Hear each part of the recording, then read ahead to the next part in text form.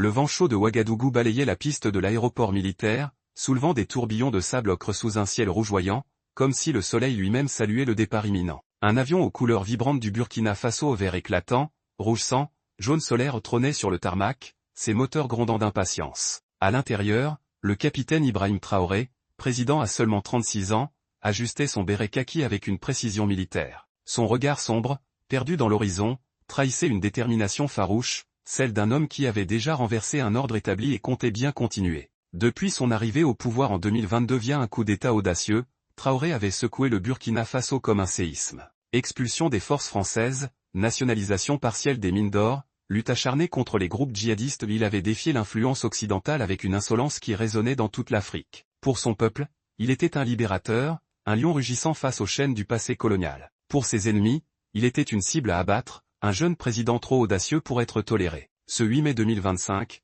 il s'apprêtait à embarquer pour Moscou, convié par Vladimir Poutine en personne pour célébrer le jour de la victoire, marquant la capitulation nazie en 1945. Mais ce n'était pas une simple commémoration. C'était une scène géopolitique mondiale, un échiquier où chaque geste serait scruté, chaque parole disséquée par des puissances prêtes à tout pour le faire trébucher. À ses côtés, le lieutenant Diallo, son aide de camp fidèle mais visiblement tendu, serrait un dossier contre sa poitrine comme un bouclier. La sueur perlait sur son front malgré la fraîcheur de la cabine climatisée. « Monsieur le Président, ce voyage est un pari risqué », murmura-t-il, ses yeux balayant nerveusement l'équipage. Les Russes sont des alliés, mais ils jouent leur propre jeu. Et à Ouaga, vos ennemis ne dorment pas. Traoré tourna lentement la tête, un sourire énigmatique flottant sur ses lèvres. Diallo, les lions ne craignent pas les hyènes. Que le monde regarde, nous allons écrire notre histoire. L'avion décolla dans un rugissement, laissant derrière lui les terres arides du Sahel pour s'élancer vers le nord, vers un horizon froid et incertain. À bord, Traoré feuilletait un rapport des services de renseignement burkinabais,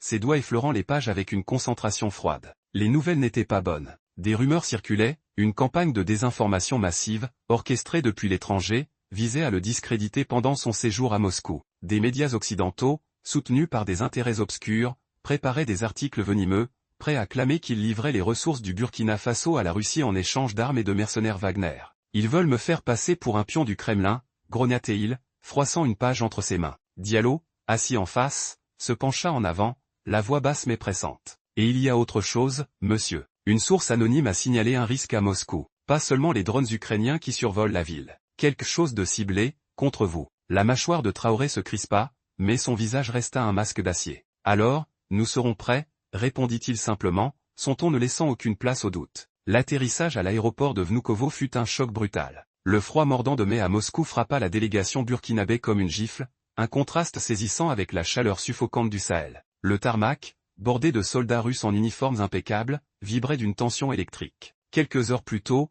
des drones ukrainiens avaient survolé la capitale, forçant une fermeture temporaire des aéroports. Les forces russes les avaient abattus avec une efficacité redoutable, mais l'incident avait laissé une atmosphère lourde, presque suffocante. Une fanfare militaire entonna l'hymne burkinabé, les cuivres résonnant dans l'air glacial, mais les regards des officiels russes trahissaient une méfiance sous-jacente. Un général au visage buriné, marqué par des décennies de service, s'avança pour accueillir Traoré. « Bienvenue, capitaine », dit-il en français, sa voix grave teintée d'un léger accent slave. « Le président Poutine vous recevra ce soir. » Traoré, droit comme un roc, serra sa main avec force. « Merci. Que l'amitié entre nos peuples se renforce. » Le convoi présidentiel s'ébranla vers le centre de Moscou, escorté par des motos rugissantes et des SUV blindés aux vitres teintées. Diallo, observant le balai des véhicules à travers la fenêtre, se raidit soudain. « Monsieur, dans la foule là-bas, j'ai vu un homme. Il prenait des photos. Pas un journaliste. » Quelque chose clochait. Traoré ne répondit pas immédiatement, mais ses yeux s'aiguisèrent, scrutant la route devant eux. « Note-le, Diallo. On ne laisse rien passer. » Moscou se dévoilait sous leurs yeux,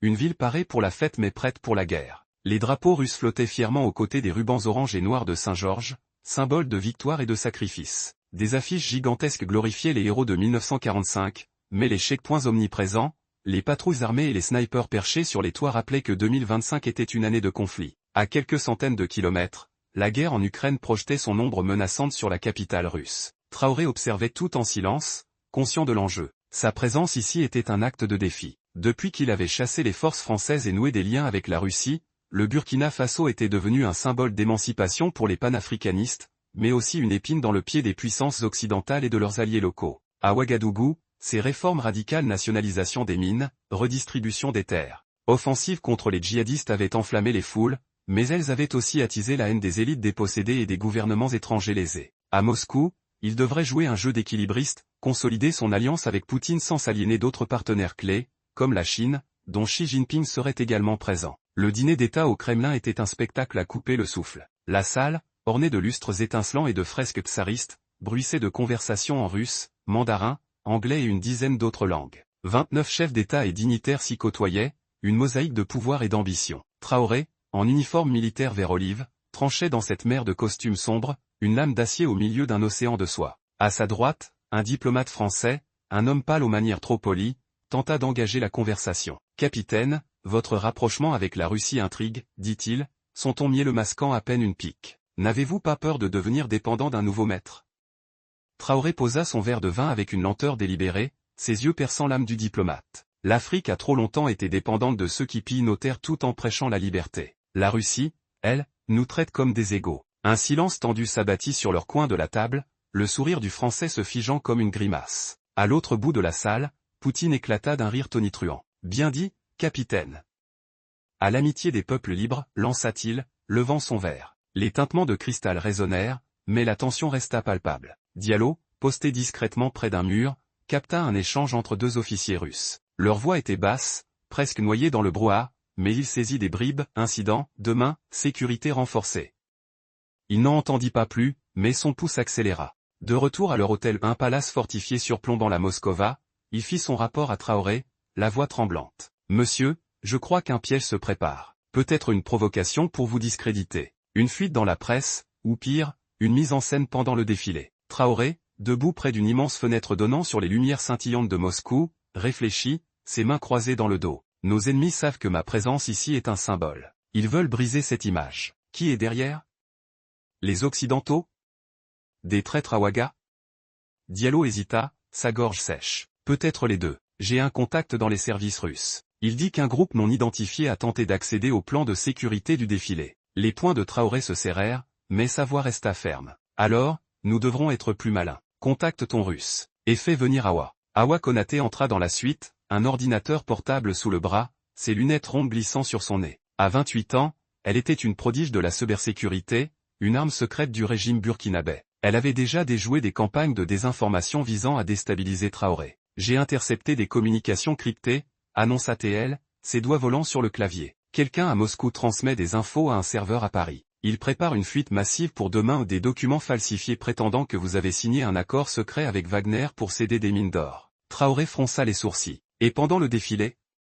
Awa tapa une série de commandes, ses yeux plissés derrière ses lunettes. « Un incident physique n'est pas exclu. Une provocation, peut-être un faux attentat attribué à vos ennemis pour vous faire passer pour instable. » Diallo jura à voix basse. « On ne peut pas annuler, monsieur. Ce serait admettre la défaite. » Traoré acquiesça, son regard dur comme le diamant. « Non, nous irons. Awa, brouille leur communication. Diallo, double la sécurité. Moi, je vais parler à Poutine. » Le 9 mai se leva sur une Moscou froide et implacable. La place rouge était un théâtre grandiose, des milliers de soldats défilaient au pas, leurs bottes résonnant comme un tambour de guerre, des chars T-34, vestiges de la Seconde Guerre mondiale, grondaient sous les vivas, des missiles Iskander, symboles de la puissance russe moderne, brillaient sous un ciel gris acier. Dans les gradins, Traoré siégeait parmi les puissants Xi Jinping, impassible, Loukachenko, rictus figé, et Poutine, maître de cérémonie au sourire carnassier. Les caméras du monde entier retransmettaient l'événement, et à Ouagadougou, des écrans géants montraient leur président,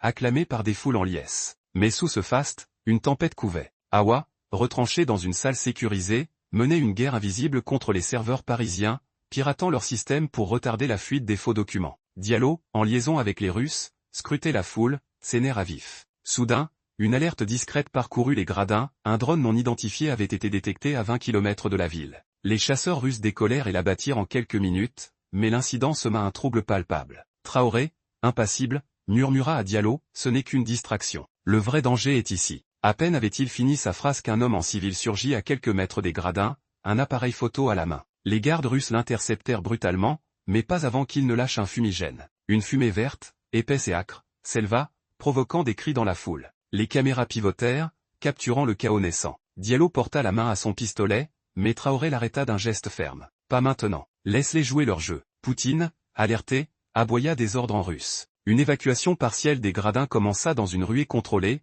mais Traoré refusa de bouger. Je reste, dit-il, sa voix tranchante comme une lame. Si je pars, ils auront gagné. Les gardes russes, impressionnés par son sang-froid, resserrèrent leur cercle autour de lui, leurs armes prêtes. Awa envoya un message crypté, serveur parisien paralysé par un virus. Fuite retardée. Mais le danger n'était pas écarté. Quelques minutes plus tard, un second incident éclata. Un homme se faisant passer pour un journaliste burkinabé s'approcha de Traoré, un micro tendu. Les gardes l'arrêtèrent net, révélant un dispositif d'enregistrement caché dans sa veste, un outil pour truquer une déclaration et la diffuser au monde entier. Diallo grogna, ils veulent une citation bidon pour vous salir. Traoré, toujours calme, esquissa un sourire froid. Ils sont désespérés. Ça veut dire qu'on est en train de gagner. Le défilé reprit son cours, mais l'atmosphère avait basculé. Les regards des autres dirigeants se tournaient vers Traoré, certains admiratifs, d'autres chargés de suspicion. Poutine s'approcha, une lueur d'approbation dans les yeux. Vous avez du sang-froid, capitaine. Mais vos ennemis sont tenaces. Les nôtres aussi,